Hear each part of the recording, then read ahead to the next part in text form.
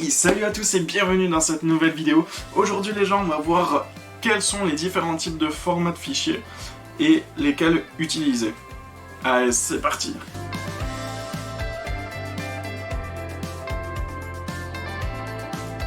Ok, donc tout d'abord, quand vous faites une photo, la photo elle sera enregistrée numériquement en gros sur votre appareil photo. Et là, il y a différents types de formats de fichiers qui peuvent y avoir. Suivant justement ce que vous avez choisi comme format de fichier. Tout d'abord les gens, donc pour changer le format d'enregistrement de fichier, il suffit juste d'aller donc sur votre appareil, de l'allumer, bien évidemment. Ensuite, donc vous allez donc dans les menus de l'appareil, les menus principaux, là où vous avez les ISO, tout ça de marqué. Vous appuyez sur la touche Q normalement, et donc du coup vous allez pouvoir accéder donc à ce menu là, et donc vous avez juste à aller donc dans l'endroit où il y a marqué soit RAW, soit JPEG, ça dépend de ce que vous avez marqué vous, et vous cliquez dessus, et donc là vous avez tous les formats d'enregistrement de fichiers tout simplement qui s'affichent. Donc il y a du RAW, du JPEG, etc., etc. Ok, maintenant à quoi correspond le RAW, le JPEG? C'est ce que nous allons voir de suite. Ok, donc déjà le format RAW, qu'est-ce que c'est? C'est en fait tout simplement le format brut de vos fichiers. Donc en fait quand vous prenez une photo, le format RAW en fait c'est donc votre photo qui va être enregistrée en fait numériquement, mais sans compression, sans rien. C'est-à-dire qu'il est brut. À quoi ce fichier peut permettre? En fait tout simplement c'est un fichier qui est très bien puisque du coup comme il n'y a pas de compression de fichier, et bien c'est un format qui est grandement modifiable on va dire. C'est-à-dire que vous pouvez changer vraiment presque tout sur des logiciels de retouche par exemple comme Lightroom ou Photoshop. Vous avez vraiment un plus large panel de modification de vos photos. Donc c'est-à-dire que vous pouvez tout régler, les vibrances, l'exposition, la température de couleur, tout ça. Donc il y a vraiment une meilleure gestion et vous pouvez vraiment beaucoup rattraper en fait vos fichiers justement grâce aux fichiers RAW. Mais du coup pourquoi est-ce qu'il faut l'utiliser dans certains cas et pourquoi il ne faut pas l'utiliser dans d'autres cas? Tout simplement parce que déjà le fichier RAW c'est un fichier du coup qui est sans compression, donc du coup c'est un fichier qui est très lourd, qui est très massif. Et donc du coup, si vous commencez la photographie et que vous n'avez pas beaucoup d'espace de stockage, comme par exemple des disques durs, tout ça, et bien le format JPEG justement va être plus intéressant puisque il va être beaucoup moins lourd. Donc le format RAW du coup, il va prendre beaucoup de place et bah quand on n'a pas beaucoup d'espace de stockage, c'est pas évident. Donc du coup le format JPEG c'est un format qui est compressé directement depuis l'appareil en fait. Donc quand vous faites votre photo et que vous avez choisi le format JPEG, il y a une compression justement du fichier qui se fait directement. Donc ça veut dire quoi? Ça veut dire tout simplement que si par exemple vous importez votre photo en JPEG sur votre logiciel de photo et que vous comptez la modifier, eh bien ça risque d'être beaucoup plus dur. Pourquoi? Parce que du coup comme il y a une compression d'image, eh bien les fichiers vont être plus durs à modifier. Donc je vous mets tout de suite deux photos qui sont entre guillemets ratées, mais une qui est en RAW et une qui est en JPEG. Alors pourquoi je dis on va prendre des photos ratées? Tout simplement parce que justement j'ai envie de vous montrer que en RAW c'est beaucoup plus possible de rattraper votre photo qui est ratée plutôt qu'en JPEG. Donc là du coup on va les importer en fait tout simplement donc, dans le logiciel de retouche photo, donc comme Lightroom ou Photoshop. Alors il faut bien comprendre d'abord que Photoshop c'est plus un logiciel retouche photo, donc c'est-à-dire qu'un logiciel qui va vous permettre de changer, enfin de modifier quelque chose dans vos photos, c'est-à-dire par exemple enlever un élément, rajouter un élément ou il y a plein d'autres fonctionnalités, mais Lightroom il est plus spécifique pour le rééchantillonnage d'images, donc c'est-à-dire donc pour changer en fait tout simplement l'exposition, les tons foncés, les tons clairs de votre image, etc. Enfin il y a vraiment pas mal de paramètres à prendre en compte. Donc là du coup je vais ouvrir donc ces deux images donc sur Lightroom. Et vous allez voir qu'en fait, tout simplement, donc le fichier RAW, eh bien, je peux régler par exemple sa température de couleur. Donc là, on voit que l'image, elle est, elle n'a pas une bonne température, elle est trop bleue. Donc là du coup je vais pouvoir facilement la rattraper. Ensuite on voit maintenant que l'image est un petit peu sous-exposée, donc là on va voir pareil aussi donc l'exposition de la photo.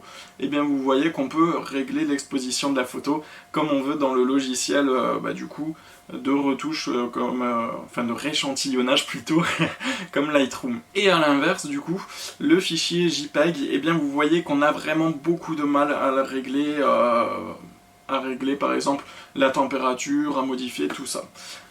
On peut voir que c'est possible dans certains cas. Il y a certains cas où, par exemple, la température des couleurs est un petit peu bleutée, mais pas excessivement. Là, on voit que, là, dans ces cas-là, on peut rattraper justement ce petit défaut de la balance des blancs. Donc la balance des blancs, tout ça, enfin tout ce que vous voyez en gros dans le logiciel, la balance des blancs, même le contraste, tout ça, on peut y voir, donc je vais vous le montrer dans une prochaine vidéo, ne vous inquiétez surtout pas sur ça. La balance des blancs, c'est quelque chose de très compliqué quand même à gérer, c'est pour ça que je vais faire d'abord d'autres vidéos avant de vous présenter la balance des blancs, je pense, parce qu'il y a d'autres choses avant à connaître. Donc voilà, donc en fait, le fichier RAW, donc c'est le format brut, en fait, de vos fichiers. Donc c'est un format qui est beaucoup plus modifiable. Ouais. Donc du coup, le fichier RAW, c'est un format qui est Du coup, le format RAW, qu'est-ce que c'est? C'est tout simplement, en fait, un format de fichier qui est donc brut, qui est sans modification, sans compression. Donc du coup, c'est un format qu'on va pouvoir retravailler, remodifier, enfin retravailler mieux que par exemple le format JPEG. Mais c'est un format qui est très massif, on va dire, en termes de poids. Donc c'est-à-dire que pour les stockages, c'est pas évident, c'est pas toujours évident. Alors que, à l'inverse, le format JPEG, c'est un format qui est compressé et qui a plus de mal à être modifié, retravaillé, et voire même impossible dans certains des cas. Mais c'est un format qui est donc du coup, comme j'ai dit, compressé, donc c'est-à-dire que c'est un format qui est très léger, et là du coup vous pouvez donc par exemple mettre beaucoup plus de fichiers en format JPEG sur votre ordinateur plutôt que de stocker des formats RAW. Pour vous donner un exemple, bon c'est vraiment un exemple claqué au sol, non, c'est un exemple qui est, comment dire, qui est un peu grossier, mais c'est pour vous montrer en gros que le format RAW est beaucoup plus massif. En gros, sur votre ordi, vous pouvez par exemple stocker, je sais pas moi, on va dire, imaginons vous avez 1 giga de stockage. Imaginons, hein, c'est vraiment très grossier ce que je fais, mais c'est pour que vous compreniez bien. Sur 1 giga de stockage, vous allez pouvoir mettre par exemple 10, 20, 30 photos en format JPEG. Même voir, je pense qu'on peut même mettre les 100, ouais, je pense qu'on peut même mettre 100 photos, voire plus. Tandis que le format RAW, on va mettre, ouais, beaucoup moins, donc par exemple 5 à 10 photos en RAW. Là, c'est vraiment un exemple très grossier parce que le RAW, il est plus massif, mais peut-être pas quand même à ce point-là, mais c'est juste pour vous donner un ordre d'idée, pour vous montrer que vraiment le RAW, il est beaucoup plus massif, et donc du coup, vous allez pouvoir stocker moins de photos en RAW que des photos en JPEG. Voilà, donc ensuite, il y a différents types de formats JPEG. Il y a le format large, le format small, le format moyen, je crois. Et en gros, en fait, tout simplement, c'est les différents types de conversion, en gros, de votre format JPEG. Par exemple, le format small, c'est un format qui est très très léger, donc une très faible définition, enfin qualité plutôt, très faible qualité. Et là du coup, ce format il est vraiment adapté pour l'envoi sur internet, donc pour mettre vos photos sur internet. Mais par contre, pour mettre par exemple, pour faire une exposition, là vraiment vos images ne vont pas être possibles puisque c'est un format qui est très très très léger, mais vraiment très léger. Donc du coup, la modification, donc, comme je l'avais dit tout à l'heure, elle sera limite voire impossible.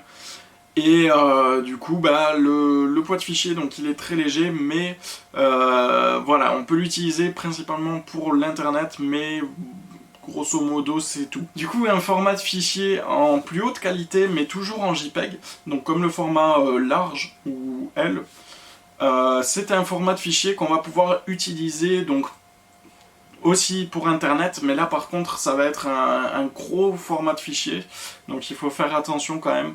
C'est un petit peu moins adapté que celui qu'on avait vu avant, mais par contre celui-là, comme il va être en plus grande qualité, on va pouvoir s'en servir pour faire des tirages photos, des posters. Alors posters, il y a quand même une limite parce que il y a quand même une limite suivant les appareils que vous avez aussi, parce qu'il y a des appareils qui n'ont pas le même JPEG que d'autres appareils.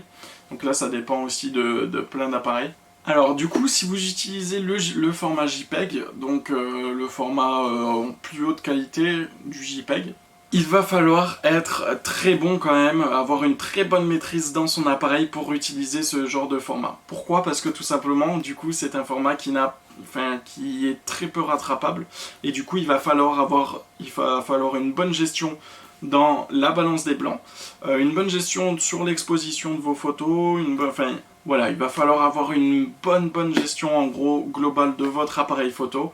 Et là, ça demande une grande connaissance dans la photographie. Alors donc du coup, le format JPEG, il peut être utilisé pour tout et n'importe quoi, mais à condition de bien le travailler. Voilà, donc quand vous débutez, le format RAW, il est quand même peut-être plus sympa par exemple, du coup, si vous foirez un petit peu vos photos, vous allez pouvoir les rattraper très facilement avec le format RAW.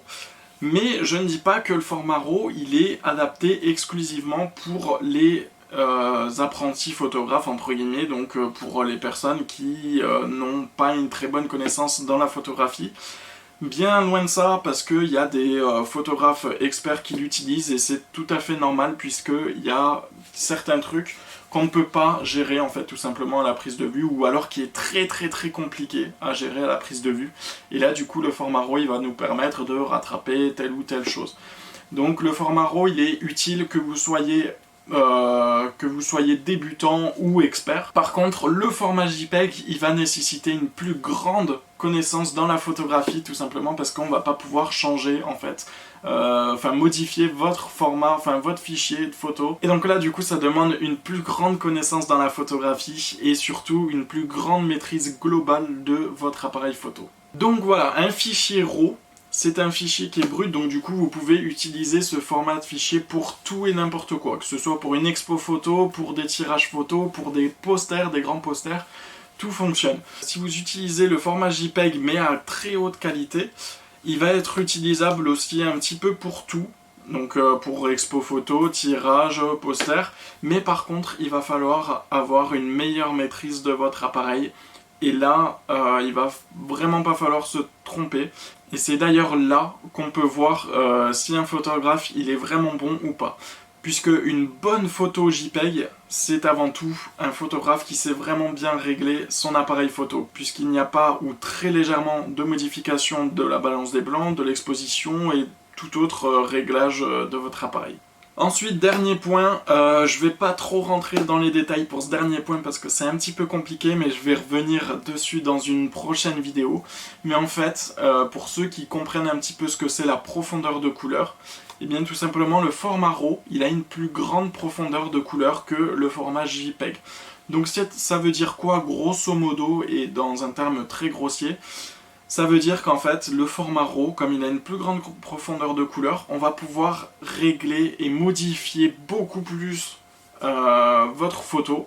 Donc c'est-à-dire que par exemple, si imaginons vous voulez rattraper un petit peu les oranges de votre photo, par exemple il y a pas mal de orange sur votre photo, vous voulez baisser la saturation ou l'augmenter, et bien là vous allez avoir une meilleure gestion en fait tout simplement sur le format RAW que sur le format JPEG. Et c'est pour ça du coup qu'il y a une compression à ce niveau-là, puisque du coup le format RAW il a une plus grande profondeur de couleur. Donc c'est-à-dire qu'on peut avoir une plus grande gestion en fait sur les couleurs de votre photo. Voilà, donc c'est à peu près tout donc pour la vidéo. N'hésitez pas à me dire dans les commentaires ce que vous en pensez, si vous avez des difficultés, si vous avez des choses que vous n'avez pas très bien compris, je suis là pour répondre à toutes vos questions.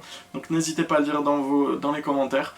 Lâchez votre plus grand pouce bleu si vous avez aimé cette vidéo, et abonnez-vous et activez la cloche des notifications. Sur ce, je vous dis à la prochaine, bye!